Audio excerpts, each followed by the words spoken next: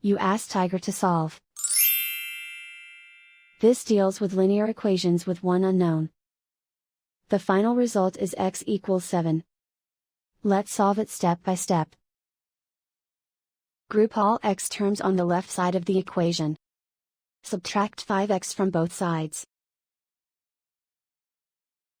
Group like terms.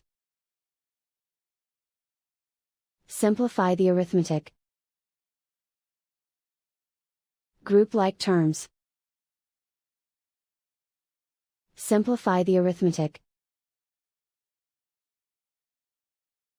Group all constants on the right side of the equation. Add 16 to both sides. Simplify the arithmetic.